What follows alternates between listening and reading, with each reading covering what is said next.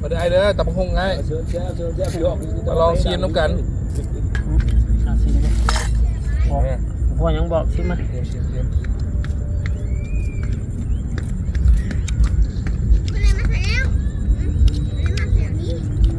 เกือบเข้มเนาะแล้วน้ำตาลพอมีเนาะบ้านเมืองเฮากับมีตึกใหญ่ตึกสูงเนาะ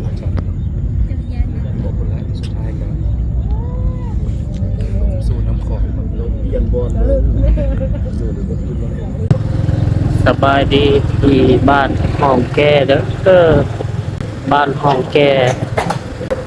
วันนี้ว่าสีออกประจำห้องกินอยู่พุทธหลวงอุปกรณ์ก็เก็บไปเบิดเลยเนาะมีมังกุ้งมีเครื่องปรุงที่ว่าครบแล้วตำอยู่เพื่อนนี่มันบ่แซ่บนะก็เลยว่าออกไปตำอยู่บึงธาตุหลวงเพิ่นบึงธาตุหลวงนี่เพิ่นว่าสิเป็นเมืองใหม่เด้อพี่น้องเด้อเมืองใหม่แห่งอนาคตเอาไปเบิ่งนำกันนะสิกลายเป็นตัวเมืองแท้บ่เนาะจากแต่ก่อนเป็นทุ่งหญ้าเป็นทุ่งนาป่าหญ้าเนาะแต่ก่อนเพิ่นสิเปลี่ยนทุ่งนาเพื่อให้กลายเป็นตัวเมืองแห่งอนาคตตอนนี้ก็เริ่มเห็นอาคารตึกห้านกำเนิดขึ้นอย่างไววาเนาะช่วงนี้ก็ได้เอาไปเบิ่งนำกันเนาะแอมไปกับเห็นน้อยหนึ่งเนาะทางต่อหน้าแหละมาฮอดประตูทางเข้าเลยเนาะทางเข้าบึงธาตุหลวงก็สิเจอตึกหลังปักใหญ่สูงเป็นการเริ่มก่อสร้างอาคารตึกห้านเนาะเขตเศรษฐกิจพิเศษบึงธาตุหลวงเอามาเพิ่มเจอตึกเจอห้านเลยเมืองใหม่แห่งอนาคต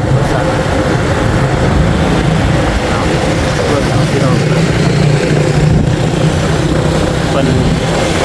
เศษทงหน้าห้างเป็นเศษทงหน้าเก่าให้กลายเป็นตัวเมืองเป็นอะไรไปเบิ่งนำกันโอ้บ้านอยู่ต่างประเทศเลย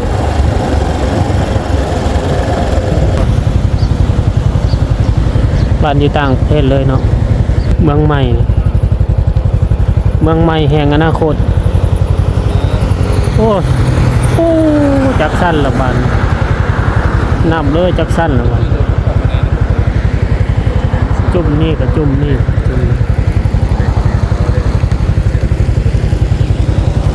สร้างอย่างไว้ว่าเลยเพื่อภาพขึ้นเนาะปานดองเฮ็ดเกิดพูดใกล้ๆหูก็มี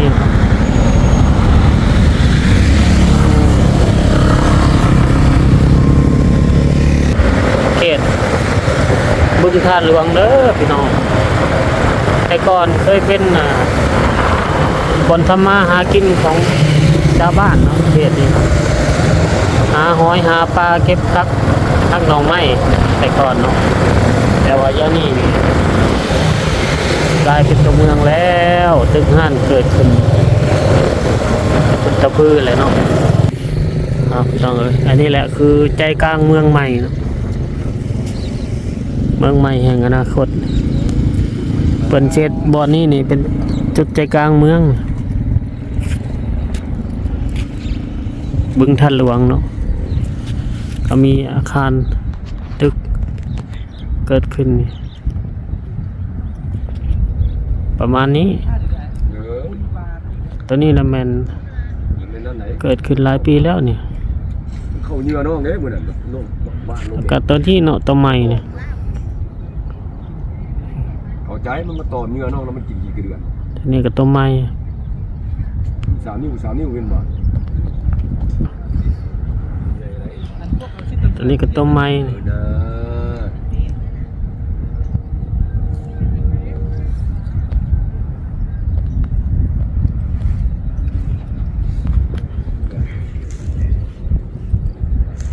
แล้วก็มีห้าน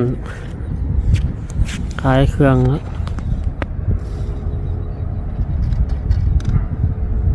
อันค้าอันขายแคบนองตึกที่สูงที่สุดอยู่ในประเทศลาวแม่นตึกนี้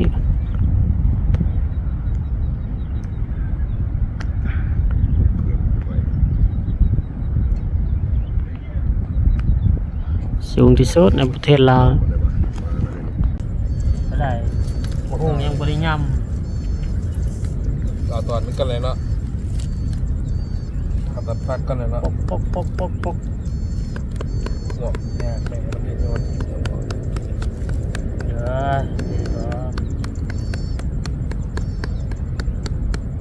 โอ้เสียกี้ปากเสียวซาดไปแล้วมันปวด สากิโล เพจยอมละยูราล่าเห็นบล็อกเพจเป็นก็ได้เรื่องเลย มันบล็อกอ่ะ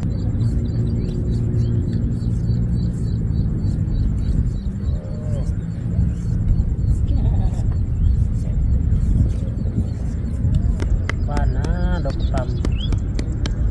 หลายโคตรเนาะ หาพวกจะกินซุป กระพงข้างตับเพจอยู่แล้ว จักแหละ นี่ต่อกระพงฮอลแลนด์คนนี้เลย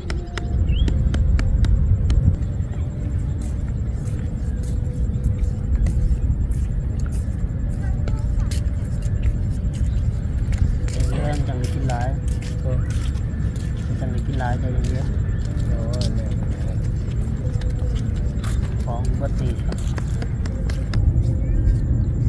แก่ห้อนละบ่อย่างนั้น แม่พ่อได้อยู่เข้าเลย ตั้มแล้ว ครับเป็นรถกระพงสุด เทียบ 3 เย็บเป็นไรคักเรื่องที่ขนาดตำรวจก็บางเจ้าเขาบอกให้กระเทียมเขาแบบคลายเครื่องเลย นะจะมั่วเนี่ย แล้วแต่ตัวมากด้วยนะ เพชร ได้ อันห หม นึ่ ด งบอกเพชรอันหนึ่งเนาะ เด้อกินตามหูกันเด้อ แกสวดทุกคนครับ มีนัวลงไป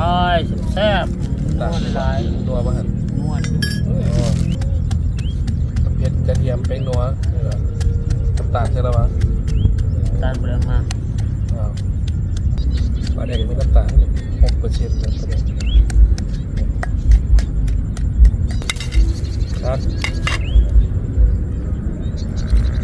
ซอยเป็นเน้นสูงขึ้น เทียบ ส่วนสีนมก็ไม่ง่าย ครับ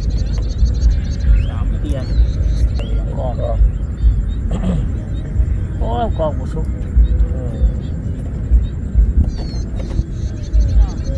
กอกบุสุก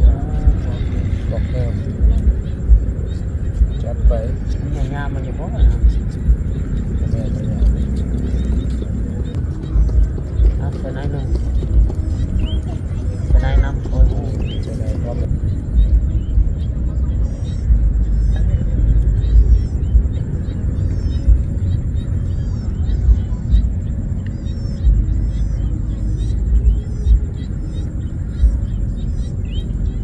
ครับพอครัวจัดไปกระแดงเอา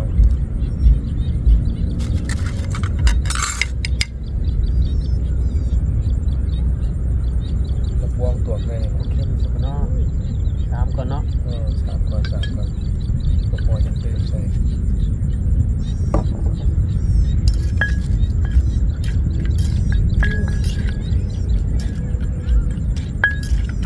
เรื่องเลย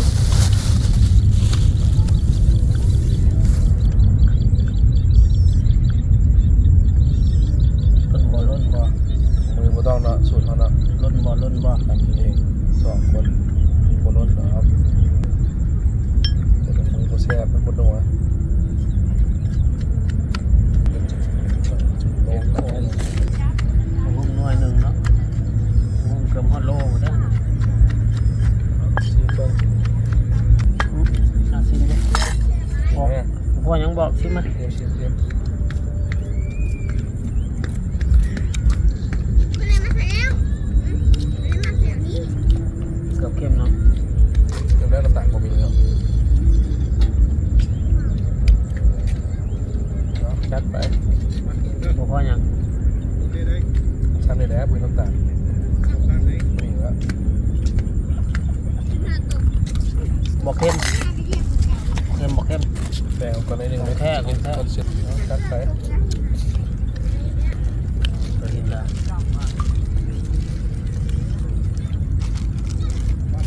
จัดไปจัดไป เลยนึง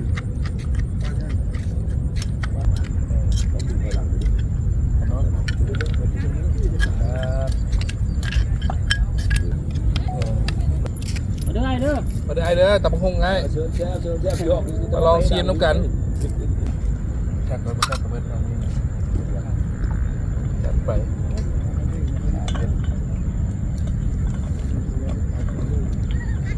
ของหมักเด้ตำหุ่งเนาะ สูตรเนี่ยไม่ใช่น้ำตาล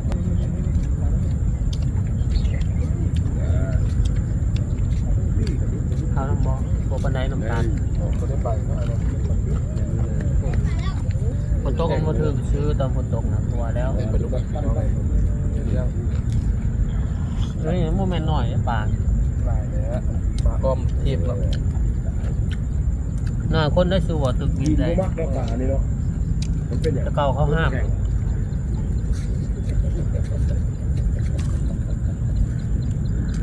ก็คอยมีคันเบ็ดของคุณลงมาโอ้ลูกดอก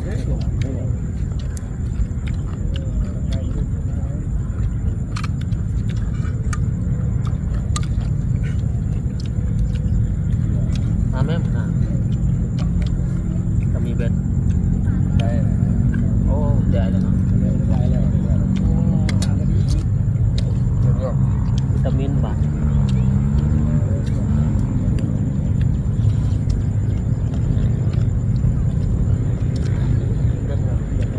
โอ้นะ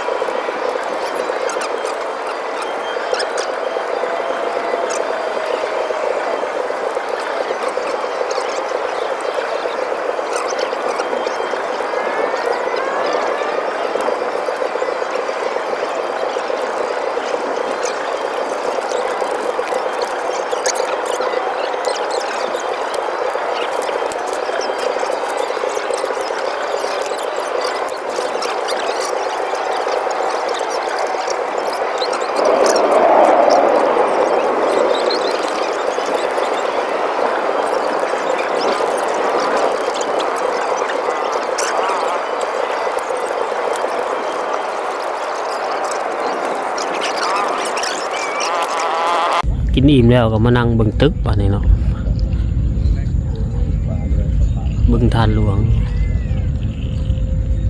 เพิ่นว่าอยู่นี่ก็มีโรงแรมเด้ออยู่นี่นะจักสิแม่นตึกใดเลยเนาะโรงแรมประมาณ4 ดาวนั่นแหละแต่ว่าใหญ่โรงแรมใหญ่แต่ว่า4 ดาวบัด สบายดีไม่ได้ทุกคนเลยทานหัว บ้านเมืองเฮาก็มีตึกใหญ่ตึกสูงเนาะ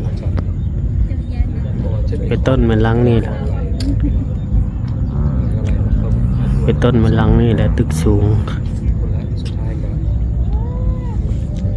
สู่น้ำของ เปลี่ยนบอลเลยดูหรือว่ากินแล้ว ยามเข้าไปยามแรงๆสดๆ